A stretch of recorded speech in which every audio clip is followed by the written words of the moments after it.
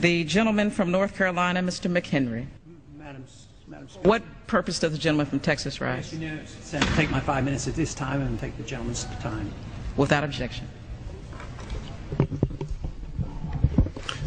Thank you, Madam Speaker.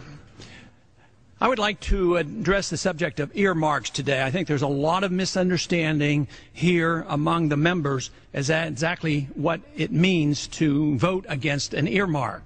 It's very popular today to condemn earmarks and even hold up legislation because of this. The truth is that if you removed all the earmarks from the budget, you would remove 1% of the budget. So there's not a lot of savings. But even if you voted against all the earmarks, actually you don't even save the 1% because you don't save any money.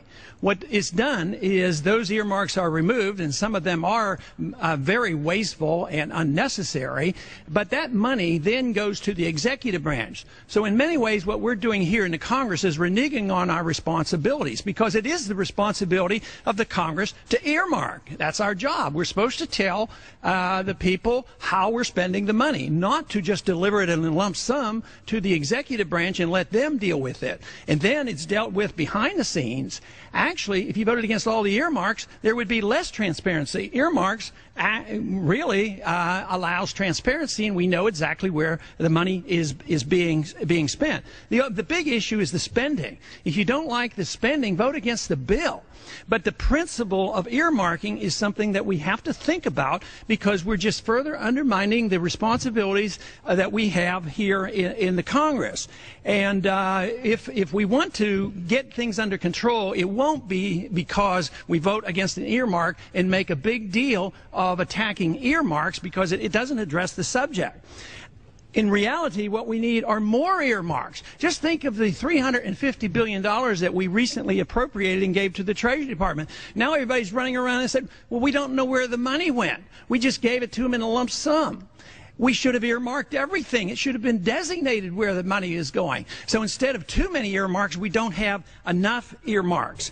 Transparency is the only way we can get to the bottom of this, and if you make everything earmarked, it would be much better. The definition of an earmark is very, very confusing. If you would vote to support the embassy, which came up to nearly $1 billion in Baghdad, that's not called an earmark. But if you have an earmark for a highway or a building here in the United States, that is called an earmark. But if you vote for a weapon system, it would support and help a certain district, and that's not considered an earmark. When people are yelling and screaming about getting rid of earmarks, they're not talking about getting rid of weapon systems or building buildings and bridges and highways in foreign countries. They're only talking about when it's designated that certain money would be spent a certain way in this country. And ultimately, where we really need some supervision and some earmarks are the trillions of dollars spent by the Federal Reserve. They get to create their money out of thin air and spend it. They have no responsibility to tell us anything. Under the law, they're excluded from telling us where and what they do. So we neglect telling the Treasury how to spend TARP money, and then we complain about how they do it. But just think literally, the Treasury is minuscule compared to what the Federal Reserve does.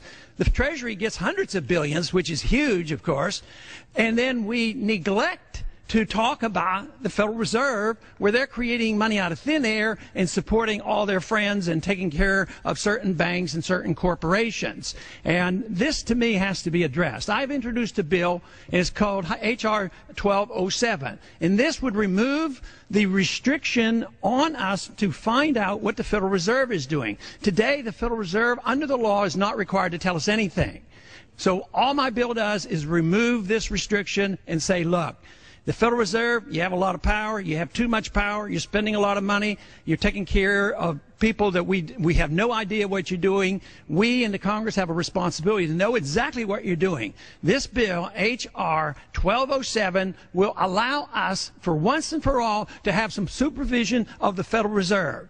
They're exempt from telling us anything, and they have stiffed us already. There have been lawsuits filed over the Freedom of Information Act. Believe me, they're not going to work, because the law protects the Federal Reserve. The Constitution doesn't protect the Federal Reserve. The Constitution protects the people to know exactly what's going on. We should enforce the Constitution. We should not enforce these laws that protect a secret bank that gets to create this money out of thin air. So the sooner we in the Congress wake up to our responsibilities, understand what earmarks are all about, and understand why we need a lot more earmarks, then we'll come to our senses. We might then have a more sensible monetary and banking system, the system that has brought us to this calamity. So the sooner we realize that, I think it would be better for the taxpayer.